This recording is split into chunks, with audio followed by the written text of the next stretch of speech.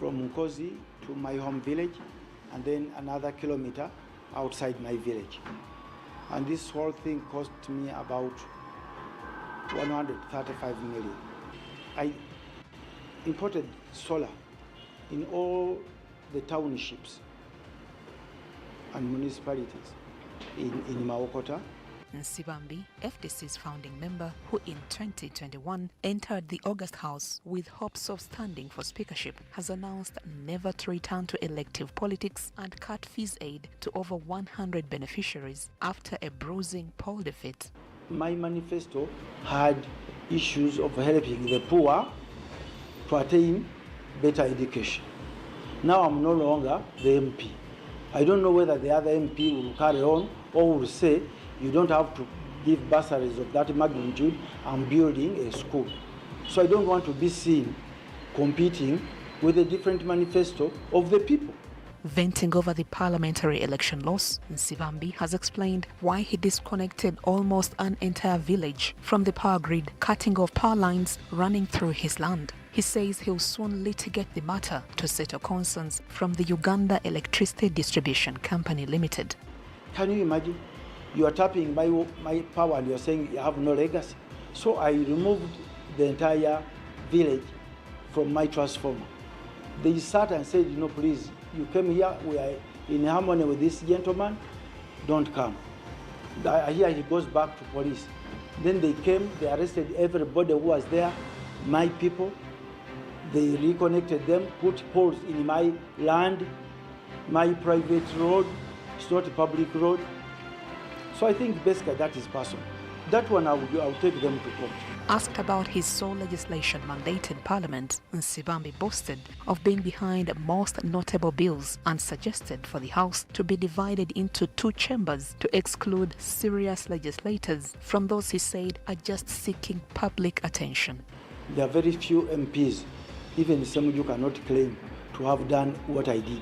I've been sitting on all these critical committees and other committees where I'm not a member, and I've been writing reports. Welcome back from Mawokota, and from Mawokota we go straight to Fort Portal, where shocking and news about health, where shocking revelations from Fort Portal have sent shockwaves through the nutrition and health sectors as experts at the 4th Annual National Nutrition Symposium lifted the lid on a ticking time bomb lurking in the city's food market's poison.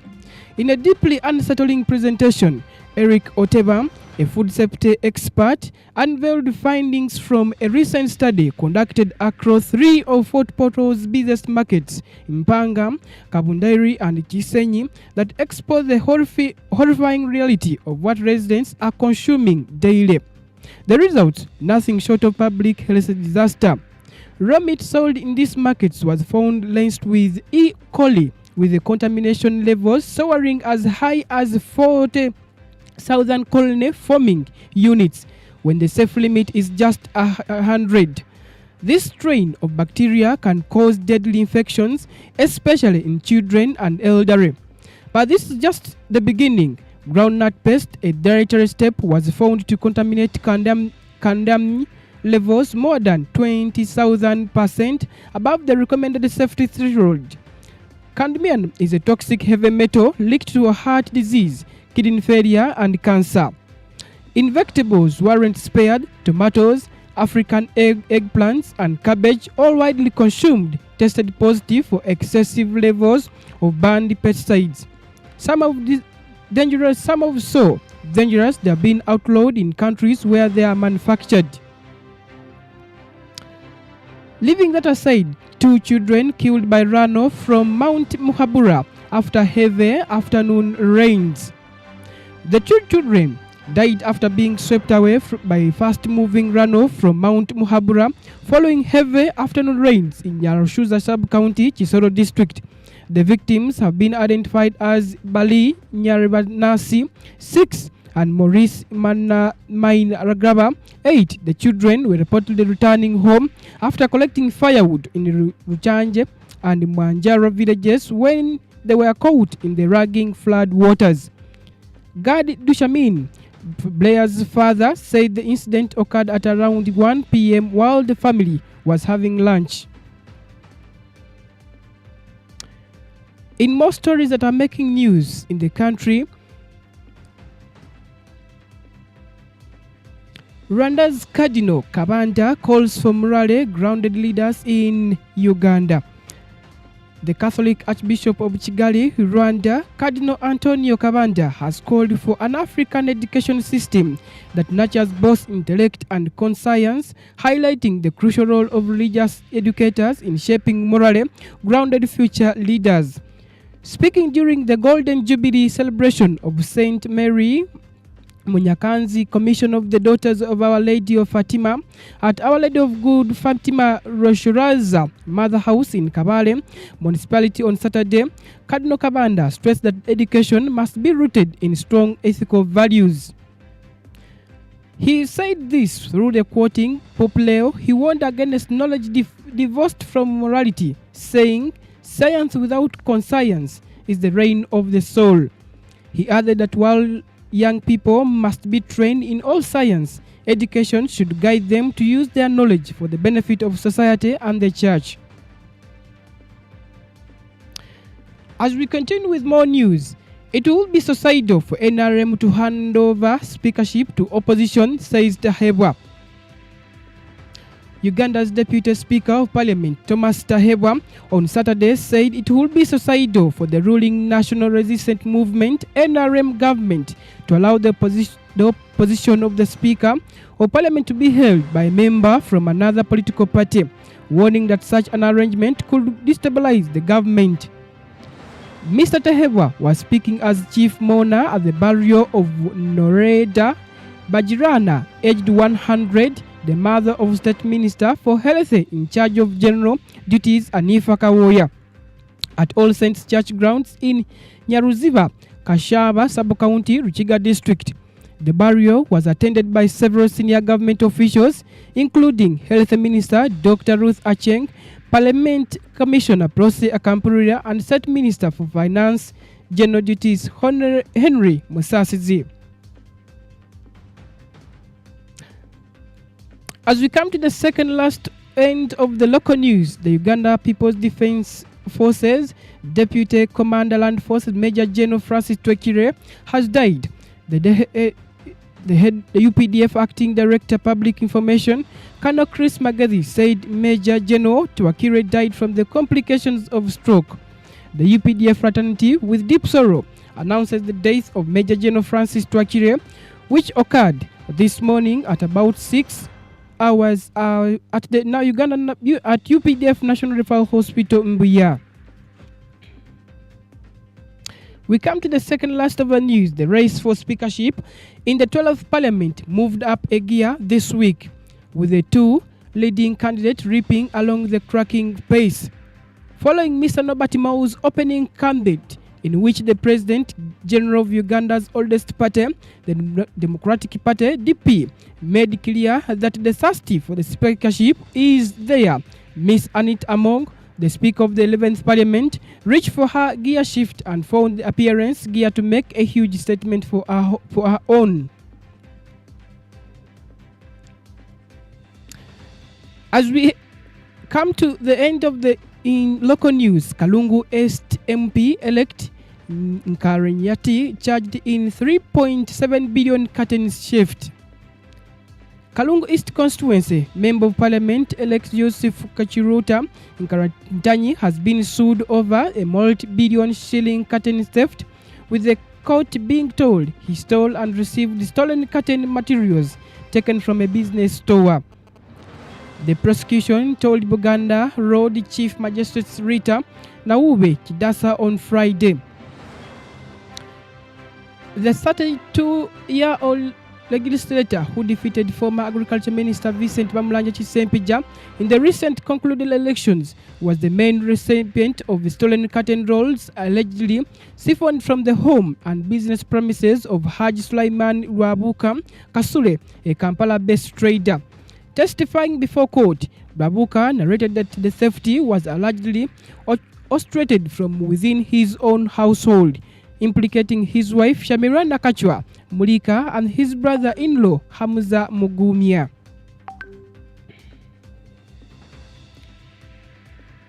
With this, we come to the end of the local news and we head to international news.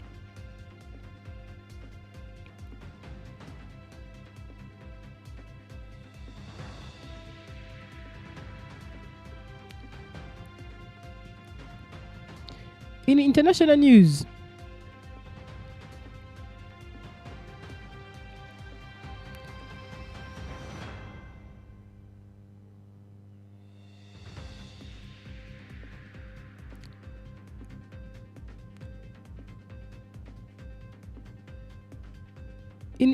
news, one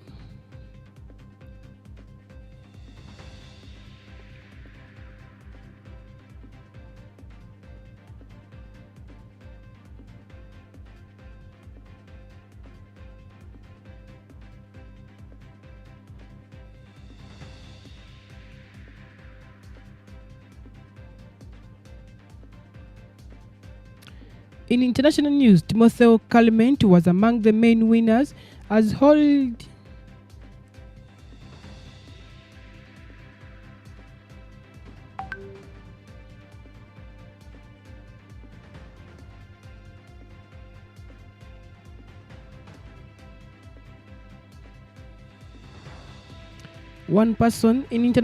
one person has died and 300 properties been destroyed in bushfires that have been across East Australia. The fires have raged in dozens of locations across the country for several days, mostly in the state of Victoria, but also in New South Wales, burning through the land almost twice the size of Greater London. A state of emergency has been declared in Victoria as thousands of firefighters and more than 70 aircraft battle the blaze. Residents in more than a dozen communities have advised to leave their homes. Authorities fear the fires, which are being fueled by very hot, dry and windy conditions, could burn for several weeks. In more international news, Iran has warned it will not retaliate if attacked by US as protesters defied a deadly government crackdown on Saturday night. Videos verified by the BBC and eyewitness accounts appear to show the government ramping up its response to the protests, which have spread to more than 100 cities and towns across every province in Iran. Medics at two hospitals have told the BBC that more than 100 bodies had been brought in over a 2-day period. The nationwide death toll is feared to be far higher. The US has threatened to strike Iran over the killing of protesters. Iran's parliament speaker warned that if the US attacked Israel, along with US military and shipping centers in the region would become legitimate targets. Bride and groom killed by the gas explosion.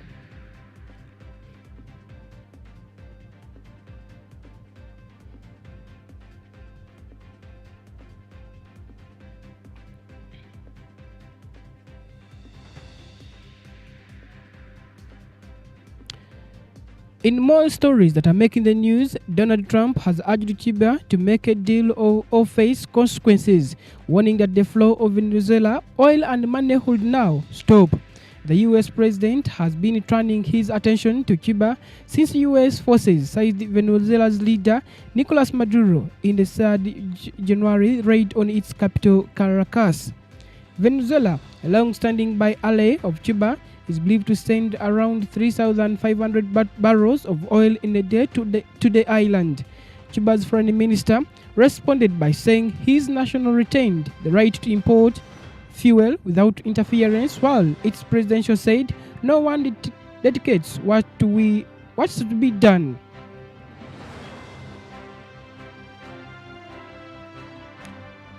In more stories that are making the news in the country, The UK had not been represented in the proceedings. A spokesperson told the BBC that families and rights groups have led a decades-long campaign for official acknowledgement and compensation. The ruling, delivered by Justice Anson Onovo in Enugu, described the massacre as unlawful and extrajudicial violence of the right to life.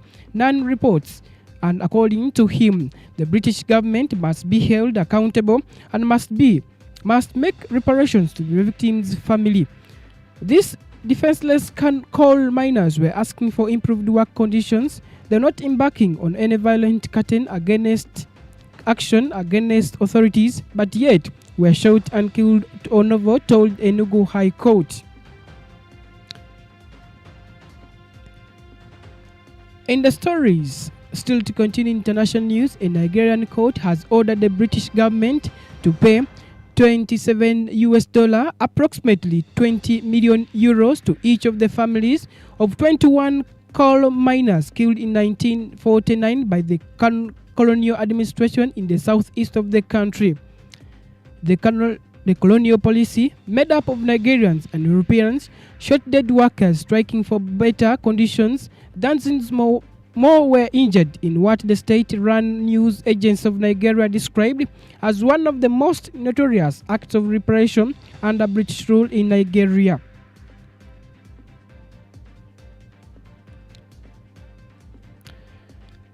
As we come to the end of the international news, fisherman flying elephants killed by a crocodile in Zambia.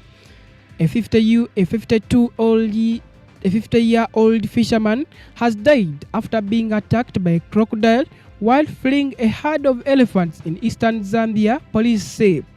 Dean Nyerinda was returning from a fishing trip with two friends on Wednesday when they bumped into the elephants. They ran away, with Nyerinda diving into a stream near the Luenge River. That is when he was attacked by a crocodile by biting his right thigh. Local police chief Robertson Mwemba told journalists. The South African country has a thriving elephant population, and clashes between humans and wildlife have claimed many lives in recent years. With the last story to make the international news, a singer's tragic death highlights Nigerian snakebite problem. Ifunanye Nangwa was asleep last Saturday morning in her ground floor apartment in Nigeria's capital city when she was awoken at around 8 by a searing pain on her wrist. A snake came up on her bed and bit her. Ifanenye's father, Christopher Nawangwe, told the BBC Newsday program he was relating the events that led to his daughter's tragic death, which has raised serious concerns about how hospitals deal with snake bites and the availability of antivenom across Nigeria, which has the world's third highest incidence of snake bites. Ifunanya, a well-known soprano singer in Nigeria, finding fame a few years ago on the local version of the TV competition, The Voice, knew she had to get antivenom at a hospital as soon as possible. Her father said she also applied a tourniquet tying piece of rope tightly around her arm. This used to be the recommendation for snake bite to stop the venom spreading. Dear listeners, here we come to the end of the local and international news. We head to commercial break, and return with the sports news.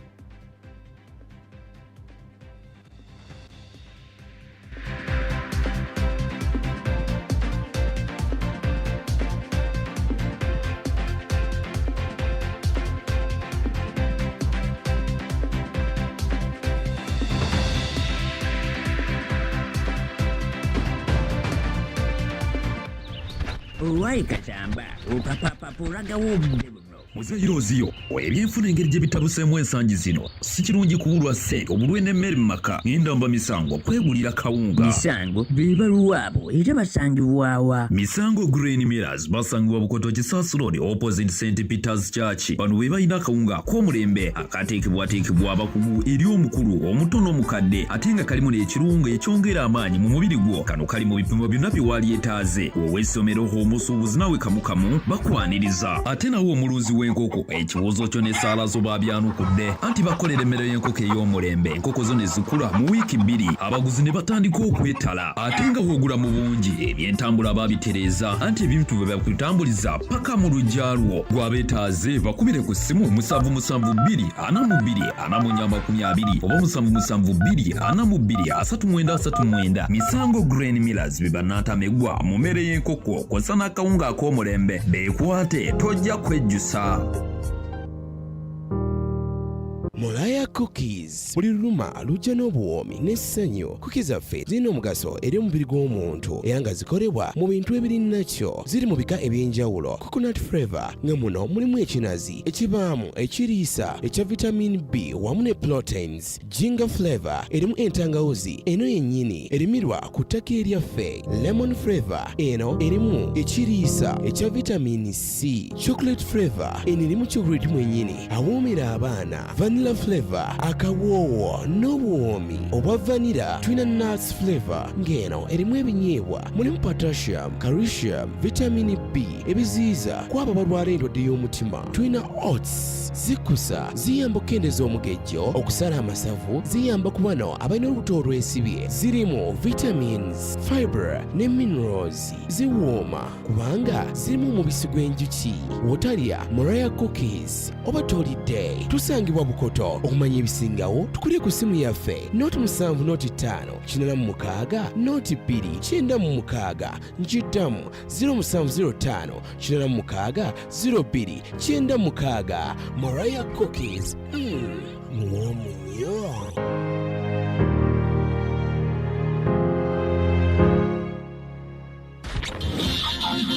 Buli kawungeezi radio yo ekikolera ekutambuliza mu kawungeezi nga ka muwendo.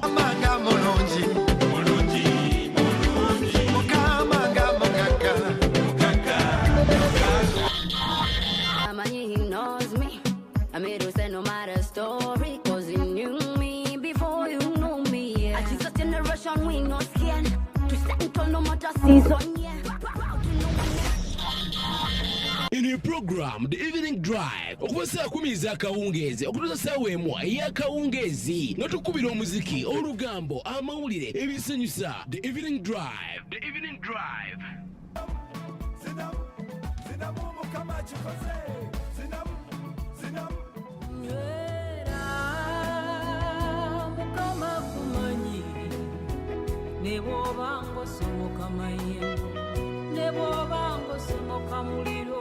Emirimu giganye obwongo bwesibye byokola tebitambula nandiki buli kyokwatako omukono tekigenda mu maaso. Ekikuddamu kikino Disciples Fellowship Ministries esangibwa e Bukoto ekulemberwa Bishop Tom Kategere bakwaniza mu kusaba kwa Sandero kuva saa 3 ez'okumakya okutuusa essaawa 8 ez'amalya g'ebyemisana mu kusinza, mu kutendereza, mu kusabirwa, mu kuwulira ekigambo ekizzaawo emmeeme eyo. Jangu osabe naffe Mukama yanukula essaala zo. Tusangibwa Bukoto ku Northern Bypass ku Kitaka Stage okumpi ne kamera. Disciples Fellowship Ministries ebyalema we biramukira.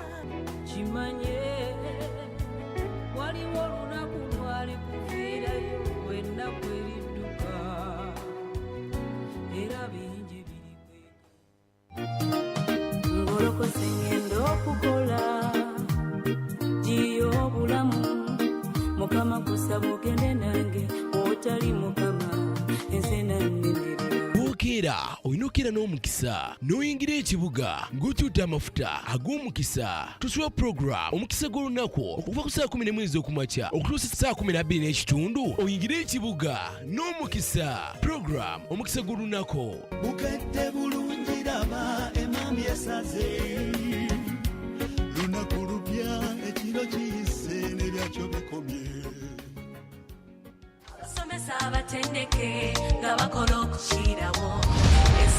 Omuzadde kankwanjulire essomero eddungi Makerere Modern Secondary School lisangibwa Makerere Kikoni okuliraana Makerere Business Institute lya O ne A-level nga ly'abawala n'abalenzi lya Kisulo awamu n'abo abava wabweru. Tulina computer laboratory ennungi okuzaama, chemistry, physics wamu ne biology lab zirimu ebyuma byonna ebyetaagisa omuyizi okuyita obulungi. Enzikiza zonna zikkirizibwa. Tulina ino center namba abasomesa baffe batendeka okuzaama abaana basomera walungi okuzaama ebisale byaffe bijja mu buli nsawo ya muzadde okumanya ebisingawo tukubire ku 0772 oba 0755 nziddamu 0772 oba 0755 EA Makerere Modern Secondary School ku lw'empirizi y'omutindo.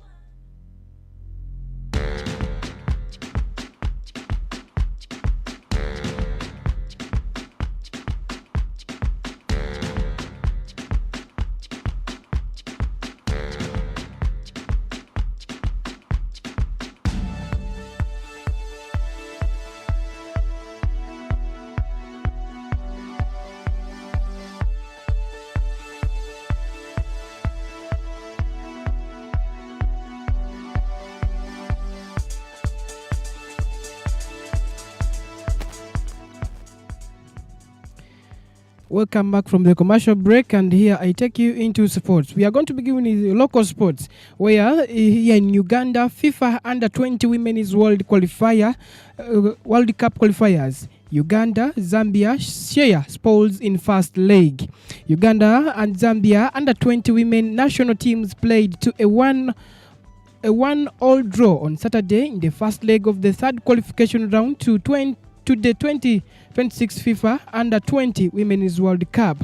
In the game played at FIFA Stadium, Kadiba, Uganda's keeper Agnes Nabukenya opened the scoring in the first half, but the young Copper Queens rallied back through Edith Fure midway through the second half. Still in the sports news, Women's Rugby Premiership Women's Rugby Premiership kicks off amidst league restructuring. Across 14 match days, 7 women's teams are going to play in a home and away format to determine the winner of the Premiership. The She-Wolves, who finished bottom of the log last year in both the 15th and 7th second, now surviving relegation in the new restructured setup for the 2026. There shall be no relegation, no promotion, with the region women's XVS competitions getting cancelled. As we continue with more sports, Magogo withdraws from Sekafa presidential race at the 11th hour. FIFA President Honorable Moses Hashim Magogo has chosen to withdraw from a running as a candidate for the president of the Council of East and Central Football Association. Magogo took the decision to withdraw his candidature during the Sekafa Elective General Assembly that is taking place in Djibouti today. It should be noted that the 3 candidates had declared the intentions to run for the Vanguard seat, including Paulos Waldhamnot and Mariam, Rituan National Footballer Federation, Ingenia Moses Magogo Hashim, Federation of Uganda Football Association, and Alexandria Muyenge, Federation de Football de Burundi. Still in the local sports, Impisi host Warriors as 2026 Rugby Premiership curtains raises. The Makerere Impisi should be looking to come back with a bang when they host the Warriors after regaining promotion to Rugby Premiership. Neither side is a stranger to the relegation scrap, but it has always been the Warriors who have come out on the top in their encounters. In the last time out, the NPC weren't so lucky in that bottom for 4-player drawing with the Eagles at Chitante, then entirely crumbling at home. As we continue with more sports news stories, Black Pirates host Cobs in Grand Season opener. The 2025 Nationals 15th League winners, the Black Pirates, host for 14-time league winners, the Cobs, in a mega championship opener. The two sides last met in the Uganda Cup semi-final last year, with Saturday's host coming out on top in a closer encounter. In the league, the Cobs edged the Pirates in a game that was determined by a last-minute drop goal by Joshua Sempaka. Going into Saturday, the Pirates shall have to bank on the good form they exhibited throughout the Uganda Cup, while the Cobs shall have to hope that their new signings have gelled in with the rest of the squad. There is a question in the football: who will be the Uganda Cranes playing AFCON 2025? Uganda qualified for the 2025 Africa Cup of Nations and returned to the tournament for the first time since 2019. With almost a month to be the start of the tournament in Morocco, Cranes coach Paul Pout and his staff have decisions to make in terms of squad selection. We know that the Put has quite a settled view of what constitutes the Uganda Cranes squad. Certain regulars have a place no matter how the club form embeds the flows. As we continue with the sports news, here we end the local news and we go straight to international sports news. In international sports news, reckless Cristiano Ronaldo costs Spurs with Michael Carrick cracking it at Man United Premier League hits and misses. The Sky Sports footballer writers analyzes Saturday's Premier League action as Man United boss Michael Carrick continues to crack it with 2-0 home win over Tottenham. As Spurs captain Cristiano Ronaldo laid his side down, Arsenal striker Vicat Gyökeres finds a new role in 2-0 win over Sunderland. Still in international sports news, Cristiano Ronaldo has been left out of the Al Nassr squad for the second game in a row amid doubts over his future at the Saudi Arabian club. The 40-year-old also missed the club's 1-0 Saudi Pro League win against Al Riyadh on Monday. Portuguese outlet Ebola external reportedly Ronaldo refused to play, having grown dissatisfying information over what it called to be a wrong play match.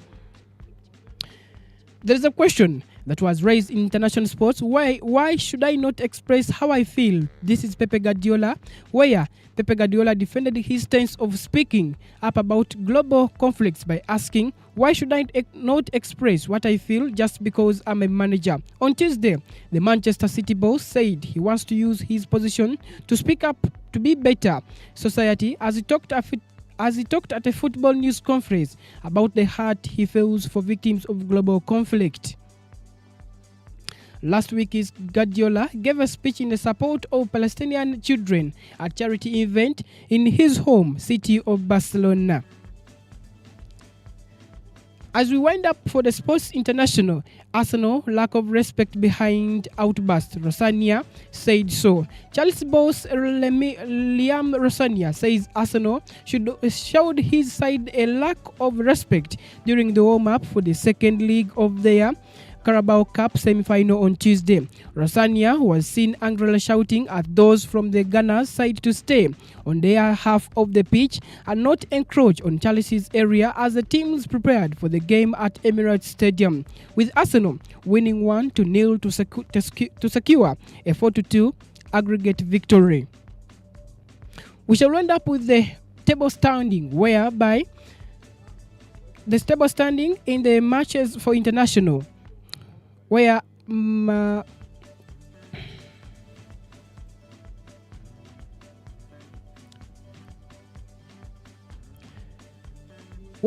we come to the table standing, where Arsenal is in the first position with 25 matches played, while having 17 wins, having 5 draws, having 3 losses, and having a goal difference of a plus 32, which is aiming a total of 56 points.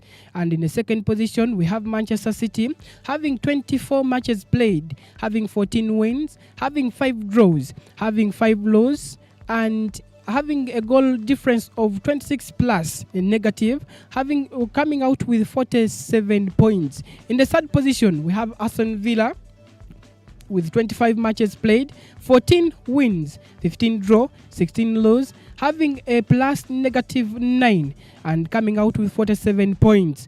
In the fourth position, we have Manchester United with 25 matches played, 12 wins, 8 draws, 5 losses, having a negative 10 a positive 10. We're coming out with 44 points. In the 5th position, we have Chelsea coming out with 25, having matches 25 played, win 12, 7 draws, 6 lose, 17 negative, a positive 17, having 47 points. Still in international sports, we come to the top scorers. We have Erling Haaland having 20 goals, having 5 assists and 25 points with a big difference of 101. In the 2nd position, we have Thiago, play a Bradford player, the player having 17 goals, 1 assist, 25 points, coming out with 124.